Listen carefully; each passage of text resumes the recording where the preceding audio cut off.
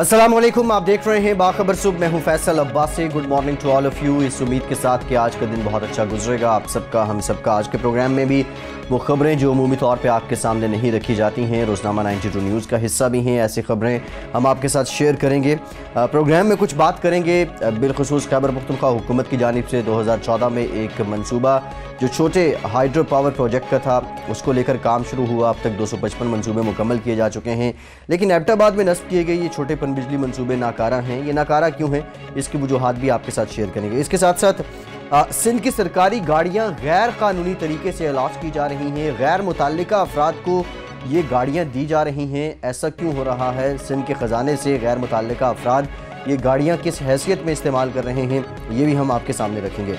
साल 2018 सेहत की सहूलियात का कुछ हम तकाबुल भी करेंगे। जो दो हुकूमतें आईं 2018 में, एक पिछली हुकूमत थी, एक मौजूदा हुकूमत है, जो सेहत को लेकर वादे किए गए थे उनमें किस हद तक अमली तौर पर काम किया गया, ये भी हम आपके साथ शेयर करेंगे। महकमा तालीम बलूचिस्तान में माली बेकायदगियाँ साल 2015-16 की जो रिपोर्ट है उसके मुताबिक 1 अरब 81 करोड़ 80 लाख रुपए की बेकायदगियों का इंकशाफ हुआ है। वो कौन कौन से एरियाज़ हैं एजुकेशन सिस्टम में बलूचिस्तान के जहाँ पे कमियाँ हैं, किस तरीके से ये नुकसान पहुँचाया जा रहा है और ये नुकसान कितना दानिस्ता तौर पर पहुँचाया जाता है, ये भी हम जानने की कोशिश करेंगे।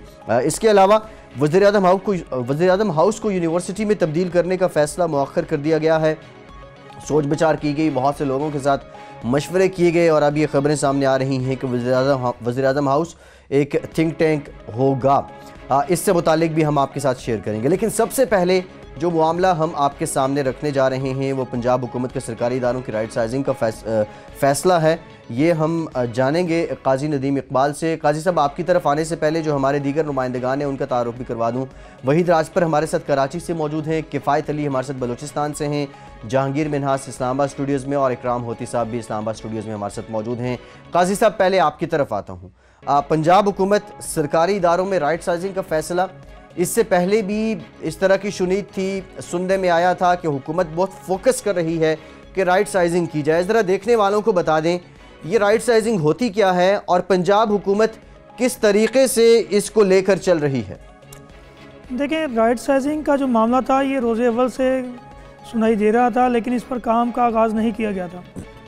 हुआ ये है कि गुज़श्ता 10 सालों के दौरान ऐसे सूबाई इदारे जो कि सिर्फ़ एक इदारा था उसको उन्होंने तकसीम करके एक से ज़ायद इदारों में के नाम रख के उनको बना दिया।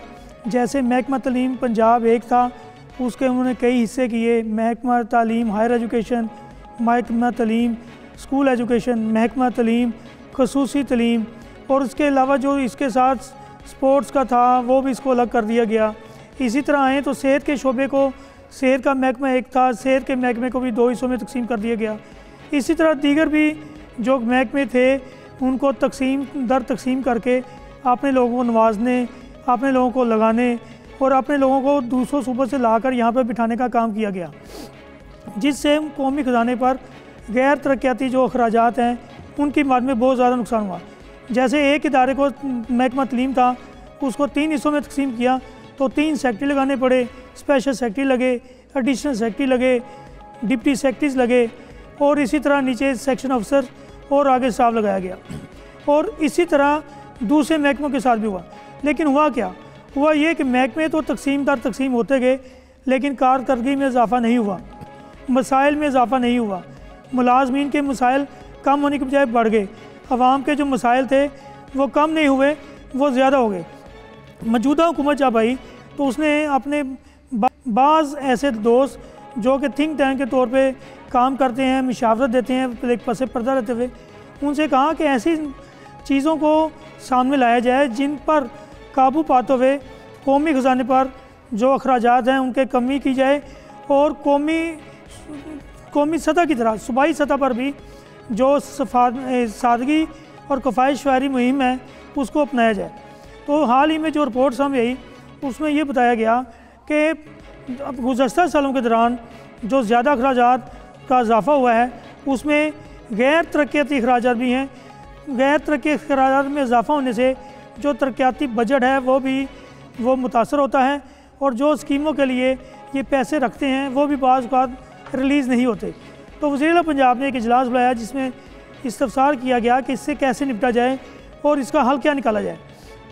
तो जो हुकूमत पंजाब के बाज़ अहम मशीर हैं उन्होंने बताया कि महकमों की राइट साइजिंग की जाए और राइट साइजिंग करते वक्त ज़मीनी हक़ाइक़ को मद्देनज़र रखा जाए, और ये उसी वक्त मुमकिन है जब आप सूबाई इदारों के सरबराहों से खुद पूछें कि उनके महकमे में कितनी असामियाँ जो हैं वो इजाफ़ी हैं और कितनी असामियाँ ऐसी हैं जिनको बनाया तो गया लेकिन आज तक उन पर ना भर्ती हुई लेकिन फ़ंड जारी होते रहे। मैं अब्बासी साहब आपको यहाँ पे ये बताता चलूँ कि ये बात भी सामने आई कि माजी करीब में और माजी बैद में जो इदारों को एक से ज़ायद हिस्सों में तकसीम किया गया उसका एक नुकसान ये भी हुआ कि ऐसी असामियाँ तो बनाई गई जो ज़रूरी तसव्वुर की गई लेकिन उन पर भर्तियाँ नहीं की, उन पर किसी बंदे को नहीं लगाया।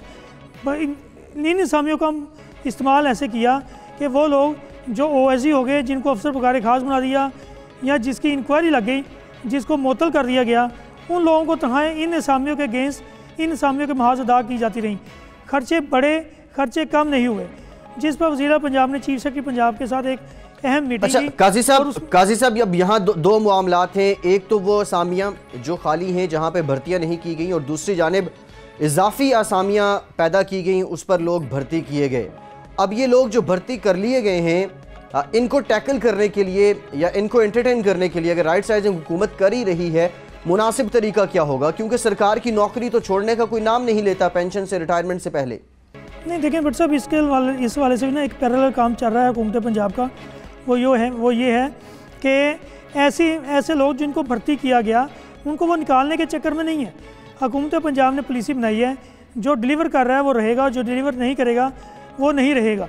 जिन लोगों को भर्ती किया गया जिन असामियों के ऊपर, वो उन असामियों पर काम तो करेंगे, लेकिन जब महकमे तीन महकमे एक महकमे में दोबारा जम होंगे और एक महकमा बनेगा तो ऐसी मकामात, ऐसी असामियाँ जो खाली हैं, जैसे सिविल सेक्टर का ले लें, सिविल सेक्टर में प्राइवेट सेक्रेटरी सेक्शन अफसर की असामियाँ खाली हैं, इसी तरह PMS अफसरों की असामी खाली हैं। गुज़श्ता 2 रोज़ में हुकूमत पंजाब ने जो ऐसे लोग जो कि MPDD से ट्रेनिंग लेके आए थे उनको उन्होंने 1 साल के प्रोबेशनल पीरियड के लिए PMS के अफसर का दर्जा देकर तैनातियाँ कर दी हैं।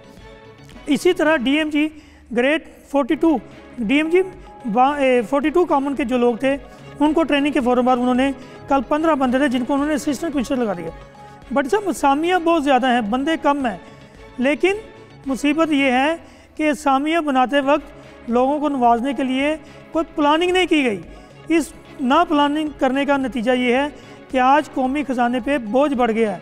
हुकूमत पंजाब के जो गैर मुल्की कर्ज़े हैं उनको रीशेड्यूल करवाने के लिए, उनकी अदाइयाँ करने के लिए हुकूमत को मुश्किलात का सामना है।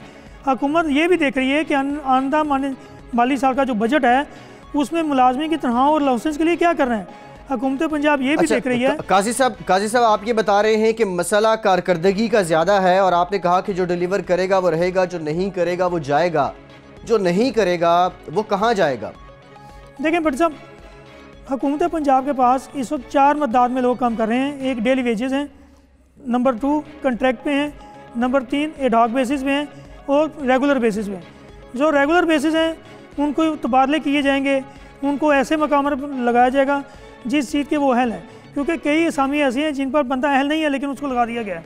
डेली वेजर के बारे में हुकूमत पंजाब ने 2 दिन पहले एक लिस्ट मंगवाई हैं जिसमें वो बाइफरकेट करना चाह रहे हैं कि कितने टोटल मुलाजमीन हैं।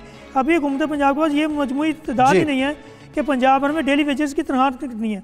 रह गए एडहॉक बेसिस के। एडहॉक बेसिस के जो लोग हैं वो रेगुलर नहीं होते, वो एक मुद्दत के बाद ऑटोमेटिक फारग हो जाते हैं। तो लिहाजा काजी साहब आपने बहुत डिटेल में बताया कि पंजाब हुकूमत ने सरकारी इदारों में राइट साइजिंग का फैसला लिया है। देखते हैं कि अब किस तरीके से अफसरान को, मुलाजमीन को शफल किया जाएगा, उनको डील किया जाएगा।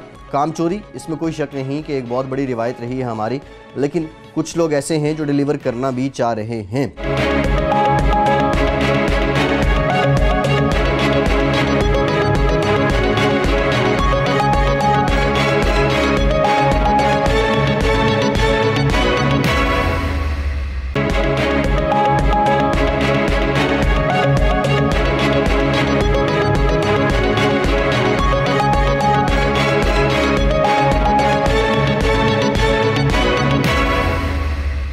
एक और इंतहाई अहम मामला, जिस तरह प्रोग्राम के आगाज़ में कहा था कि खैबर पख्तूनख्वा की हुकूमत ने, इमरान खान साहब ने 2014 में ये ऐलान किया था कि खैबर पख्तूनख्वा के जो शुमाली अजला हैं इनमें 356 मिनी हाइड्रो पावर प्रोजेक्ट्स जो हैं वो लगाए जाएंगे, जिनमें से अब तक 255 मुकम्मल हो चुके हैं।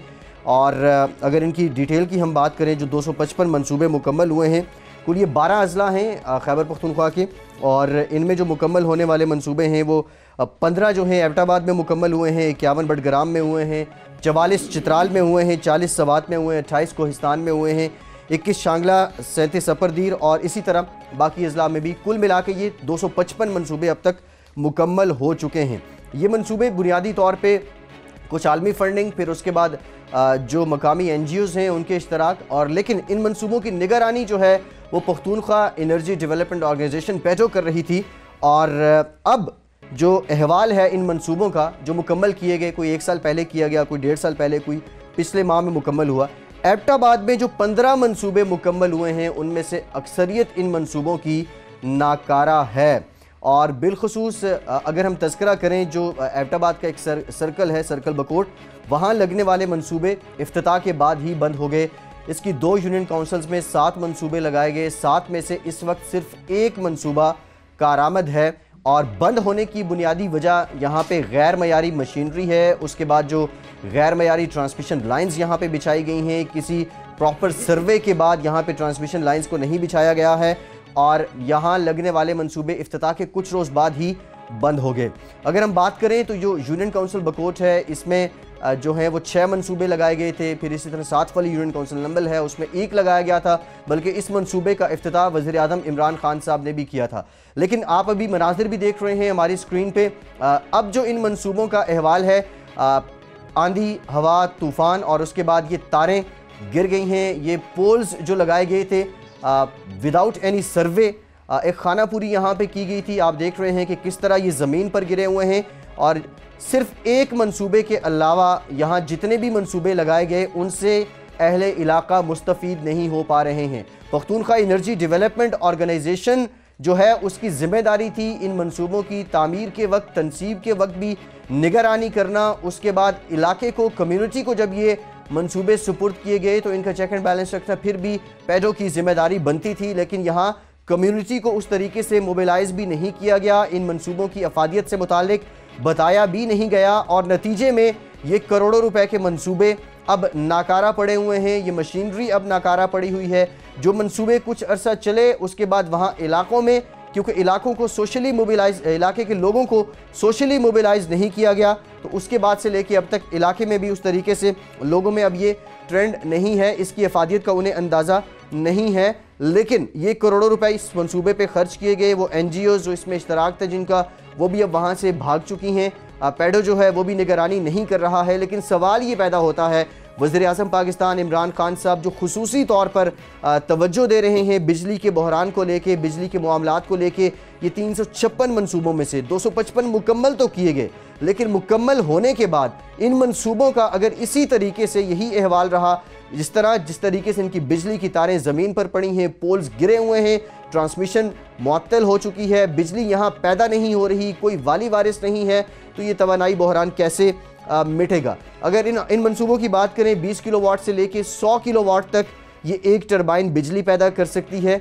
और पानी वहाँ किस मिकदार में आ रहा है उस पर डिपेंड करता है। जहाँ पानी ज़्यादा होता है, पानी का वाटरफॉल ज़्यादा है, वहाँ पे ये मंसूबे ज़्यादा इस्तेदाद के साथ बिजली पैदा कर सकते हैं। लेकिन अब ये अहवाल है, आप देख भी रहे हैं, जब ये टर्बाइंस लगाई गई थी उसके बाद से कुछ अरसे तक चली, लेकिन अब तक ये नाकारा हो चुकी हैं। ये 15 मंसूबे हैं जो एबटाबाद में लगाए गए थे। अहले इलाका जो हैं वो इनकी अफादियत से उस तरह, NGOs जिसकी जिम्मेदारी थी उन्होंने मोबिलाइज करना था वो तो नहीं कर पाए। लेकिन हम इसको पॉइंट आउट इसलिए कर रहे हैं कि जो पख्तूनख्वा एनर्जी डेवलपमेंट ऑर्गेनाइजेशन है उसकी जिम्मेदारी बनती है इन मंसूबों को लगाने के बाद इनकी निगरानी भी की जाए। तो बुनियादी तौर पे आप देख रहे हैं, और ये अगर 356 मंसूबों की बात करें जो इमरान खान साहब ने कहे थे, उनसे 34,740 किलोवाट बिजली पैदा की जा सकती है अगर ये पूरी इस्तेदाद के साथ काम करें। लेकिन मंसूबे लगने के बाद इस तरह अगर ये इनका वाली वारिस कोई नहीं रहा तो ये इसी तरह नाकारा होते रहेंगे। यकीनी तौर पे जो हुकूमत है उसको इस पे तवज्जो देनी होगी ताकि ये भारी रकम जो इन पे लगाई गई है इनसे फ़ायदा भी हासिल किया जा सके। अगली खबर की जानिब बढ़ते हैं। कराची से वहीद राजपर हमारे साथ मौजूद हैं। सिंध की सरकारी गाड़ियों के गैर कानूनी तरीके से अलॉट होने का मामला है। वहीद, आपसे जानना चाहेंगे, गाड़ियाँ तो पहले भी ये भी एक रिवायत है बदकिस्मती से कि सरकारी गाड़ियाँ वो लोग जिनके पास इख्तियार नहीं होता वो भी इस्तेमाल कर रहे होते हैं, लेकिन बिलखुसूस ये बताइएगा वो कौन से महकमे हैं सिंध के अंदर जहाँ ये रिवायत बहुत ज़्यादा है और यहाँ तरीक़ाकार क्या वही रिवायती है या कुछ नया है? देखें फैसल साहब, ये सिंध में जो है गाड़ियों का जो इस्तेमाल किया जाता है या वसाइल का इस्तेमाल किया जाता है, बड़े ही बुरे तरीके से जो है ये इनके इस्तेमाल होता है। तो बड़े स्कैंडल भी सामने आ चुके हैं। 56 गाड़ियाँ जो है महकमा जनरल एडमिनिस्ट्रेशन की जानिब से जो ख़रीदी गई थी वो गैर मुतल्लिका मुलाजिमीन को जो है अलाट की गई हैं। इसी तरह जो है उनको जो हर महीने जो है हर दिन वो फ्यूल की मद में जो है पेट्रोल की मद में पैसे भी जो है दिए जाते हैं। इसी तरह 56 गाड़ियाँ ऐसी हैं जो गैर मुतल्लिका मुलाजिमीन हैं जिनका गाड़ियों के हकदार भी नहीं हैं, फिर भी उनको जो है गाड़ियाँ अलाट की गई हैं। बासर वो मुलाजमीन हैं जिनको अफसरान हैं उनको जो है ये गाड़ियाँ अलाट की गई हैं। महकमा जनरल एडमिनिस्ट्रेशन की जानिब से जो गाड़ियाँ दी जाती हैं वो मुख्तलिफ अफसरान को दी जाती हैं। सूबाई वज़रा हैं, वज़ीर आला सिंध के जो एडवाइज़र हैं या मावन खुसूसी हैं, कोऑर्डिनेटर हैं, उन्हीं को ही जो है गाड़ियाँ ये दी जाती हैं। लेकिन ये उनके जो साबिक दौरे हुकूमत या मौजूदा दौरे हुकूमत में बासर वज़रा हैं या मुशीर वज़ीर आला सिंध के जो है मुशीर हैं, मावन खुसूसी हैं, तो उनके जो मुलाजमीन हैं बासर मुलाजमीन उनको महकमा जनरल एडमिनिस्ट्रेशन की जानिब से ये गाड़ियाँ अलाट की गई हैं। ये जब महकमा जनरल एडमिनिस्ट्रेशन का ऑडिट हुआ तो उसमें ये माली साल 2017-18 की रिपोर्ट में जो है ये इंकशाफ हुआ है। तो जो ऑडिट अकाम का अपनी रिपोर्ट में कहना है कि 16 लीटर जो है रोज़ाना के बुनियाद पर फ़ी गाड़ी दिया जाता है। इसी तरह जो है सालाना जो उन्होंने इतना लगाया है कि 3.25 लाख लीटर जो हैं वो इन 56 गाड़ियों को तेल कीमत में जो है वो तेल दिया गया, इसी तरह लीटर तेल दिया गया। तो मजमूई तौर पर जो बजट का अखराजात का तखमीना लगाया गया है वो 2.5 करोड़ रुपए से ज़ायद जो है इस मद में जो है खर्च किए जा रहे हैं जो गाड़ियां गैर कानूनी तौर पर वो अलाट की गई हैं।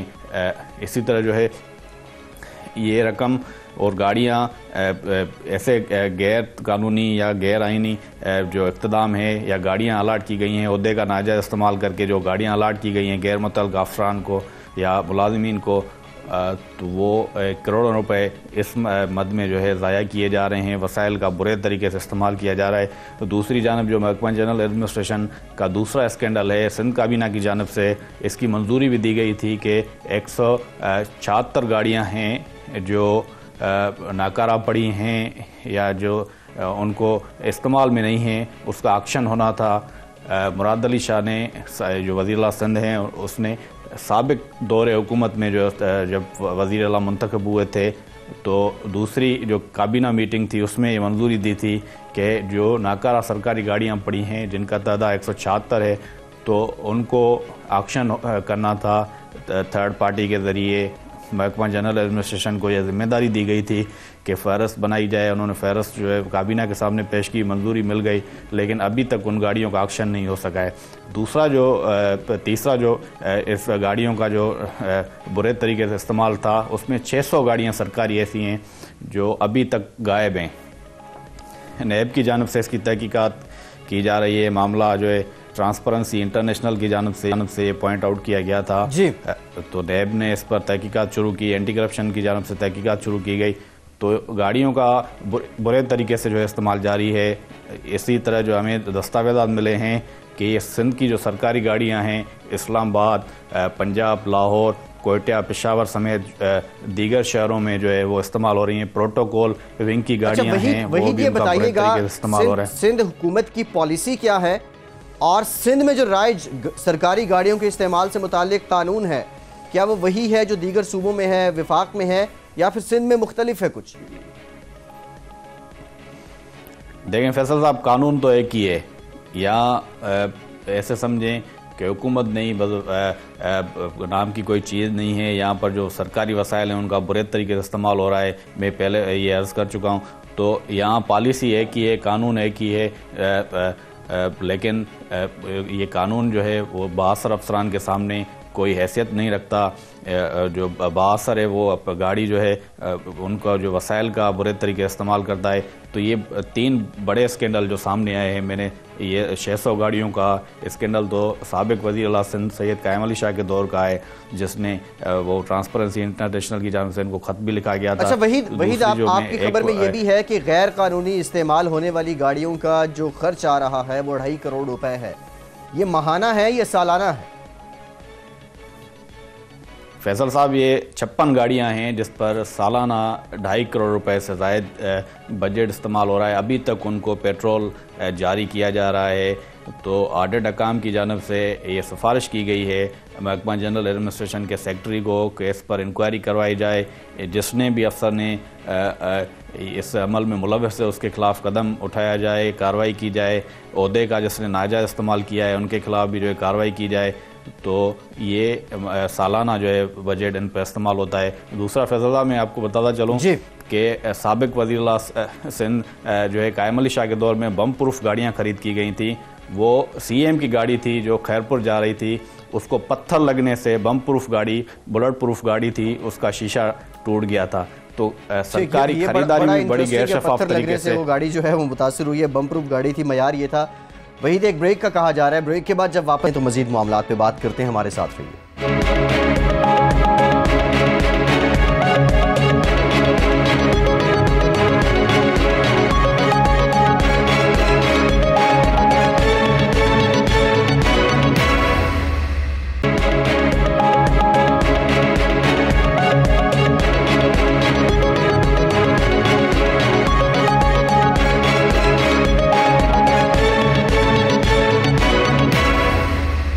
बलूचिस्तान से खबर है जी।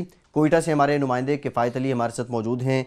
महकमा तालीम बलूचिस्तान में माली बेकायदगियाँ, साल 2015-16 का जो माली साल था उस दौरान 1 अरब 81 करोड़ 80 लाख रुपए की बेकायदगियों का इंकशाफ हुआ है।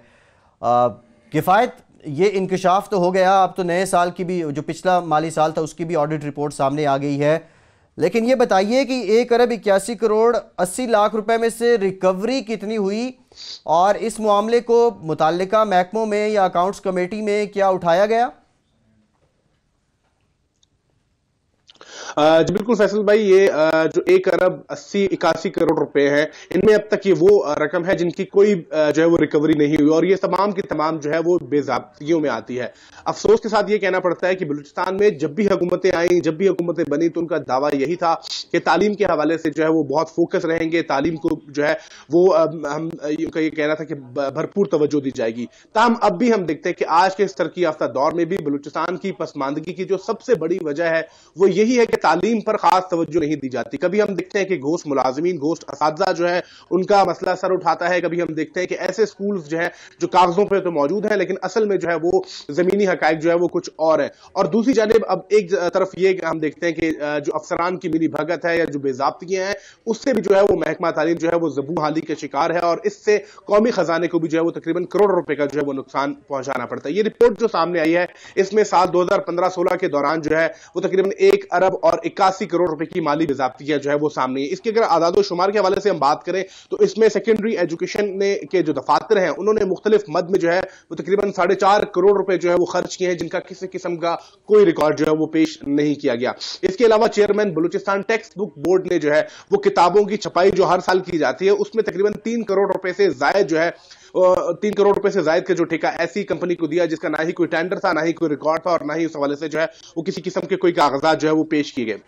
इसके अलावा सेकेंडरी एजुकेशन डिपार्टमेंट की जानिब से ही जो है वो दौरान मुलाजमीन तनख्वाहों की मद में तकरीबन 21 करोड़ रुपए जो है वो इजाफी निकलवाए जिनका किसी किस्म का कोई रिकॉर्ड नहीं है। इसके अलावा 2015-16 के दौरान जो है वो मुख्तलिफ स्कूलों की मुरम्मत के लिए भी जो है वो तकरीबन 1 करोड़ 81 लाख रुपए जो है वो खर्च किए गए जिनका कोई रिकॉर्ड नहीं है और ना ही उसकी कोई जो है इस हवाले से कुछ पेश किया गया। इसके अलावा principal degree girls college Quetta ने भी जो है वो बसों की किराए की मद में तकरीबन जो है वो 3 करोड़ रुपए थे जो उन्होंने जमा करवाने थे कौमी खजाने को, जिसके हवाले से उन्होंने वो कौमी खजाने में जमा नहीं कराए। इसके साथ और जो आदाद शुमार है हायर एजुकेशन की जानिब से भी जो है वो मुख्तलिफ आइटम्स की खरीदारी में जो है वो किसी किस्म का रिकॉर्ड पेश नहीं किया और करोड़ रुपए का जो है वो नुकसान पहुंचाया गया। सेक्रेटरी तालीम डिपार्टमेंट जो है उनकी जानिब से भी 2015-16 के दौरान जो है वो बिलों की अदायगी पर खर्च होने वाले तकरीबन 4 करोड़ रुपए जो ऐसे थे जिनका कोई रिकॉर्ड नहीं है। ये वो तमाम आदाद शुमार है कि जिनकी हवाले से हमें यह अंदाजा लगा सकते हैं कि जो महकमा तालीम में जो बैठे अफसरान हैं, जिनको चाहिए तो ये कि वो बलूचिस्तान की पसमानदगी को दूर करने के लिए जो है वो तालीम एक ऐसा शुबा है कि जिस पर खसूसी तवज्जो दें। और बलूचिस्तान जहां हम देखते हैं कि तरक्की याफ्ता ममालिक की दौड़ में वो बहुत पीछे रह चुका है, तो हमें चाहिए कि उनको जो है वो आगे लेकर आए। ताहम हम देखते हैं कि अफसरान की मिली भगत और इसके अलावा जो हुकूमत की जो गैर संजीदा रविश है उस पर हम देखते हैं कि इस हवाले से ये महकमा जो है वो तबाही के धाने पर पहुंचा है। हुकूमत की जानिब से हमेशा से कमेटियां बनाई जाती हैं, उनके खिलाफ कार्रवाई के अहकाम जारी किए जाते हैं, ताहम हम देखते हैं कि ये कार्रवाइयां जो है वो ना होने के बराबर है, जिससे हर साल जो है ये बलूचिस्तान में तालीम का शोबा जो है वो ज़बूहाली का शिकार होता है। इस दफा भी मीरजाम कमाल साहब की जब हुकूमत आई तो उनका यह कहना था कि पहली तरजीह जो है वो बलूचिस्तान में तालीम होगी, ना सिर्फ तालीम बल्कि जो टेक्निकल ट्रेनिंग्स हैं उसके हवाले से भी अहमियत पर जोर दिया गया, क्योंकि सीपैक के मुख्तलिफ मंसूबों में हम देखते हैं कि टेक्निकल ट्रेनर्स की जो है वो बहुत ज्यादा जरूरत पेश आएगी। ताहम अब हम देखते हैं कि ये जो रिपोर्ट सामने आ रही है और अब 2017-18 की जो रिपोर्ट है, ऑडिट रिपोर्ट, वो भी सामने आ गई, उसमें भी बड़े पैमाने पर बेजाब्तगियों, इसके अलावा जो मनपसंद अफराद को नवाजने और इसके अलावा ये जो 2015-16 की रिपोर्ट है, किफायत क्या इस पे कुछ कार्रवाई हुई है, कोई शिकायत हुई है, किसी के खिलाफ एक्शन हुआ है? नहीं फैसल, अभी तक इस पर किसी किस्म की कोई कार्रवाई ना हुई, ना ही नैब हरकत में आया इस हवाले से, और ना ही सूबाई हुकूमत ने खुद अपने एंड पर जो है वो किसी किस्म की कार्रवाई की गई। ये तमाम तर रिपोर्टें साल साल आती हैं, हम देखते हैं कि बड़े पैमाने पर बेज़ाब्तियां उन अफसरान को भी इसमें जो है वो पॉइंट आउट किया जाता है कि जिनकी मिली भगत की वजह से, जिनकी जो है मनपसंद अफराद को नवाजने की वजह से या जो कवायद और ज़वाबित की खिलाफ वर्जी के बायस जो है वो कौमी खजाने को नुकसान पहुंचाता है, तो उनको अफसरान को पॉइंट आउट करने के बावजूद भी हम देखते हैं कि वो अफसरान जो है वो अपनी ड्यूटीज पर हाजिर है, ना उनके खिलाफ किसी किस्म की कार्रवाइयां होती है और ना ही जो है वो उस हवाले से कोई कार्रवाई अमल में लाई जाती है सूबाई हुकूमत की जानिब से। अब हम ये एक देखते हैं कि इन तमाम तरह के मसाइल हैं जो पॉइंट आउट किया गया है के हवाले से। जी, जो ये ऑडिट रिपोर्ट थी इसके मुताबिक तकरीबन जो है वो 6 से 7 ऐसे पैरास थे कि जिनको सेटल कर लिया गया, रिकवरी उसके बारे में ये बताया जा रहा है कि वो अनकरीब मुकम्मल हो जाएगी। ताहम जो 1 अरब और 81 करोड़ 80 लाख रुपए की रकम है, इसके हवाले से अब तक किसी किस्म की कोई रिकवरी नहीं हुई। ये तमाम तरह वो रकम थी जो कवायद और ज़वाबित के खिलाफ खर्च की गई, मनपसंद अफराद को ठेके दिए गए, और इसके अलावा इसमें करप्शन का जो एक बड़ा अंसर है वो बहुत वाज़ेह है कि इस रकम को जो है वो कौमी खजाने से तो निकलवा लिया गया, ताहम ये तमाम तर मनपसंद अफराद भी जो है वो तकसीम हो गई और करप्शन की नजर हो गई। इस हवाले से हम देखते हैं कि नैब अब अपना क्या रोल प्ले करता है। ये तमाम तर पैरा जो है, ये तमाम तर हेडिंग्स जो है वो ऑडिट रिपोर्ट में मौजूद है और उस पर अब ये देखना होगा कि नैब किस हवाले से किस कदर जो है वो कार्रवाइयां अमल में लेकर आती है। अच्छा, एतराज़ात किस नौयत के हैं किफ़ायत? क्या रसीदें नहीं हैं? एक तो आपने कहा कि मनपसंद अफराद हैं, लेकिन उसके भी क्या शवाहिद हैं? रिकॉर्ड नहीं है, रिकॉर्ड फराहम नहीं किया गया। मोस्टली एतराज़ात किस तरह के हैं, किस नौयत के हैं? देखिए फैसल, सबसे पहले तो बलूचिस्तान चूंकि एक बहुत बड़े रकबे पर फैला ये सूबा है और इसमें बहुत दूर दराज इलाके हैं जहां पर जो स्कूलों की हालत ज़ार है उसके वजह से हमेशा बात की जाती है, मीडिया पर, सोशल मीडिया पर बहुत ज्यादा आवाज बुलंद की जाती है। तमाम उसमें हम देखते हैं कि जो इंफ्रास्ट्रक्चर के हवाले से जो मसाइल हैं वो बहुत ज्यादा है। हम देखते हैं कि करोड़ों रुपए जो है वो जारी होते हैं सिर्फ और सिर्फ इंफ्रास्ट्रक्चर के लिए कि वहां पर क्लासरूम्स बनाई जाएंगी, वहां पर मुख्तलिफ डिपार्टमेंट्स का इजाफा हो रहा है, कॉलेजेस में मुरम्मत का काम जारी होता है हमेशा से, लेकिन जो जमीनी हकायक है वो कुछ और होते हैं। चूंकि दूर दराज इलाके हैं वहां तक लोगों का एक्सेस इतना ज्यादा नहीं है, हुकूमत को चाहिए कि वो तमाम तर ठीक किफायत। आप कोयटा से आपने हमें अपडेट किया है महकमा तालीम बलूचिस्तान में माली बेकायदगियां साल 2015-16 की जो रिपोर्ट सामने आई उसको लेके आप बता रहे थे।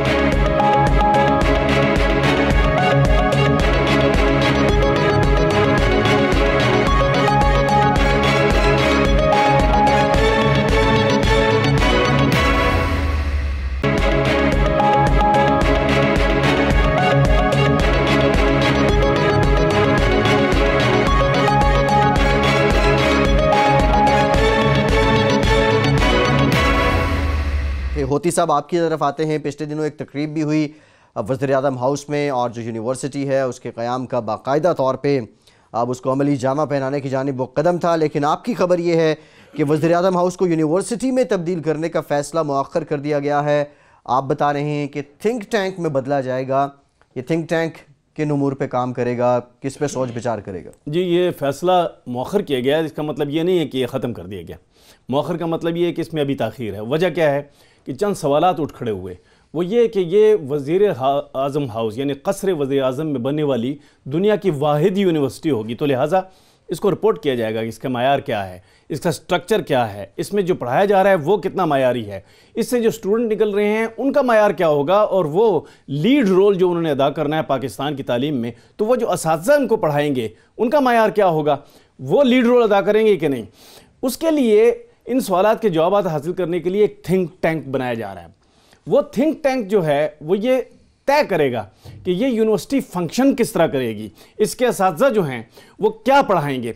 जब पढ़ाने पे बात आई तो पता चला कि हमने मुख्तलिफ महकमे जो हैं वफाकी, उनको इकट्ठा करके एक निसाब तरतीब देना है। वो निसाब जो है वो किस मायार का होगा, आया उसमें आर्टिफिशियल इंटेलिजेंस जो इस वक्त दुनिया में तालीम में लीड कर रही है, यानी कि रोबोटिक्स की दुनिया, वो तालीम पढ़ाई जाएगी या नहीं। इसके अलावा इंफॉर्मेशन टेक्नोलॉजी जो है वो उससे मुंसलिक है, वो किस स्टैंडर्ड की पढ़ाई जाएगी, उसके लिए असातिज़ा का मायार क्या होगा। तो उसके लिए बैरून मुल्क से माहिरीन को बुलाया गया। हफ्ते को ये जो मीटिंग थी ये 6 घंटे चली, बीच में एक वक्फा हुआ, और उस दौरान ये मालूम हुआ कि सवालात बहुत ज़्यादा हैं जिनके जवाबात देने हैं, उसके लिए कुछ टाइम चाहिए। थिंक टैंक जो है वो अपना काम अब शुरू कर रहा है, और उस थिंक टैंक की सरबराही अताउर रहमान साहब जो साइंटिस्ट हैं पाकिस्तान के, वो करेंगे, डॉक्टर अताउर रहमान। इस जो थिंक टैंक है इसमें शिरकत करेंगे बैरूनी माहिरीन भी।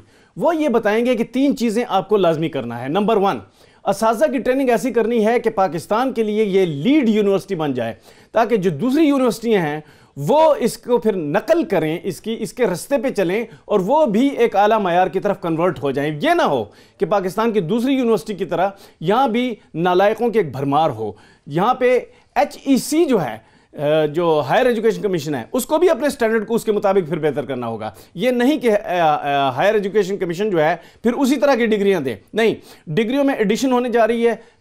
तकरीबन 15 नए सब्जेक्ट्स आ रहे हैं जो दुनिया में इस वक्त, साइंस की दुनिया में, फिलॉसफी की दुनिया में, सोशियोलॉजी की दुनिया में, इसके अलावा पॉलिटिक्स की दुनिया में, इकोनॉमिक्स की दुनिया में नए सब्जेक्ट्स हैं। वो सब्जेक्ट्स इसमें तरतीब से बनाकर पेश किए जाएंगे। उसके लिए ज़रूरी है कि थिंक टैंक एक ऐसा काम करे कि पहले तो निसाब तरतीब दे, फिर उसके लिए जो ज़रूरियात हैं असातिज़ा की वो पूरी करें, उसके अलावा लैब्स जो लेबॉर्ट्रीज़ हैं उनका इंतज़ाम करे, उसके अलावा जो प्रोक्योरमेंट करनी है पूरी दुनिया से, उसके लिए सारे के लिए एक बजट बनाए। बजट बनाने के लिए वजारत ख़जाना, IT की वजारत, इसके अलावा जो दूसरी वजारत होती सब कल जो फवाद चौधरी साहब ने प्रेस कॉन्फ्रेंस की और उन्होंने दारुल हिकमा का रेफरेंस दिया कि खलीफा हारून रशीद के दौर में एक इंस्टीट्यूट होता था, थिंक टैंक होता था, और उस तरीके से हम ये बनाएंगे। और ये भी उन्होंने कहा कि जो आपकी इंटेलेक्चुअल एलीट है मुल्क भर से, बल्कि दुनिया भर से, हम लोगों को कहेंगे कि वो आके यहाँ पे रिसर्च करें। लेकिन ये यूनिवर्सिटी हो या फिर थिंक टैंक हो, बाकायदा तौर पे इसका आगाज़ कितना टाइम चाहिए? हुकूमत कोई टाइम फ्रेम दे रही है? 6 महीनों में, साल में बाकायदा से यहाँ पे काम शुरू हो जाएगा, इसका आगाज़ हो जाएगा? अगर एक अच्छा थिंक टैंक बन जाएगा तो ये काम सारे हो जाएंगे, लेकिन अच्छा थिंक टैंक बनाने के लिए भी बैनुल-अक़वामी, इलाक़ाई और मुकामी माहिरीन जो हैं उनकी एक टीम बनानी पड़ेगी। वो टीम जो है उनकी कुछ ज़रूरियात होंगी, वो अपनी लिस्ट देंगी कि हम इस तरह काम करेंगे। इसमें कम से कम 1 महीना लग जाएगा थिंक टैंक बनाने में। 2-3 महीने वो निसाब को तरतीब देंगे, फिर महकमे जो है मुख्तलिफ वो आपस में रब्त करेंगे कि सारे निसाब को बनाना किस तरह है, फिर इसका जो बजट बनेगा उसके लिए रब्ता होगा। तो 5-6 महीने तो इसमें लग सकते हैं, लेकिन इससे ज़्यादा नहीं लगने चाहिए। उसकी वजह यह है कि अगर ये यूनिवर्सिटी अभी इस माहौल में अभी शुरू कर दी जाए, जो कि अभी तैयारी नहीं हुई, वो तो गलत है, लेकिन अगर इसको पूरा टाइम देकर बना दिया जाए तो 6 महीने से ज़्यादा नहीं लगना चाहिए। इसके अलावा बजट जो है उसको वो वाला देना चाहिए जो कि इसका मायार है।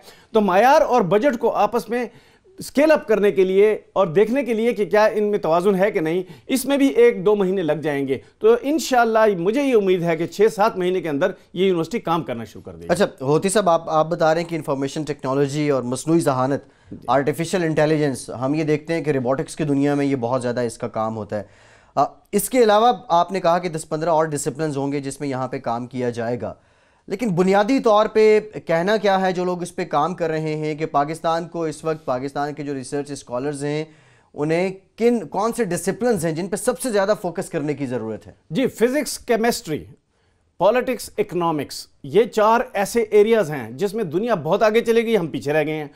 इसके अलावा जो हेल्थ की दुनिया में अब ऐसे इनकलाबात आ चुके हैं कि हाथ लगाए बगैर ऑपरेशन हो रहे हैं, लेज़र से हो रहे हैं, सारी जो टेक्नोलॉजी है वो चेंज हो चुकी है। यानी कि हमें तिब की दुनिया में भी नए माहिरीन पैदा करने हैं, तिब पढ़ाने वाले भी नए पैदा करने हैं। तो मेडिकल साइंस जो है उसको पढ़ाने वाले, रोबोटिक्स पढ़ाने वाले, आर्टिफिशियल इंटेलिजेंस वाले, इंफॉर्मेशन टेक्नोलॉजी वाले, physics, chemistry, politics and economics, ये सारे जो हैं इनमें एक ऐसा डिसिप्लिन पैदा करना है पढ़ाने में, उसका निसाब भी बनाने में कि वो मरबूत हो और वो बजट के अंदर हो और वो पाकिस्तान की ज़रूरियात के मुताबिक हो। इसके अलावा जो हमने ज़री माहिरीन पैदा करने हैं वो भी इस यूनिवर्सिटी में लीड ज़री माहिरीन पैदा करने हैं, जो कि ये बताएंगे कि मॉडर्न एग्रीकल्चर क्या है, एक्सपोर्ट इंडस्ट्री और एलाइड इंडस्ट्री जो एग्रीकल्चर की है उसको किस तरह फॉर्म अप करना है। तो लिहाजा ये बड़े आला पैमाने की तालीम होगी और इसके जो असातिज़ा होंगे वो दुनिया के लीड असातिज़ा बनेंगे और पाकिस्तान के लिए भी वो लीड रोल प्ले करेंगे और यूनिवर्सिटियां जो दूसरी हैं उनको रीस्ट्रक्चर करेंगी। ये ऐसी यूनिवर्सिटी नहीं है कि इसका प्रोपेगेंडा किया जाए कि ये वज़ीर-ए-आज़म कसरे वज़ीर-ए-आज़म में बन रही है लिहाजा ये बहुत बड़ी चीज़ होगी, नहीं, उसको पूरी तरह अब बनाया जा रहा है और अब आवाम के सामने आएगा आहिस्ता आहिस्ता कि ये यूनिवर्सिटी एक बहुत ही मॉडल, बहुत ही लीड और फ्रेम बन रहा है एक पूरा तालीम का। ये फ्रेमवर्क जो है ये सारे शोबों में असातिज़ा पैदा करेगा। अच्छा, आपने कहा कि आपने ज़राअत की बात की, यहाँ पे पहले भी NARC, PARC रिसर्च काउंसिल जो हैं वो काम कर रही हैं। जो रिसर्च स्कॉलर्स होंगे इस यूनिवर्सिटी के या इस थिंक टैंक के, क्या वो पॉलिसी पेपर्स भी बाज़ाब्ता तौर पे हुकूमत को, मुताल्लिका महकमों को देंगे? जो भी यहाँ तालीम के निसाब होगा उस निसाब के बनाने वाले पहले रिसर्च पेपर देंगे कि ये निसाब कैसा होगा। जब वो निसाब बन जाएगा फिर उसको पढ़ाने के तरीके पे रिसर्च पेपर देंगे।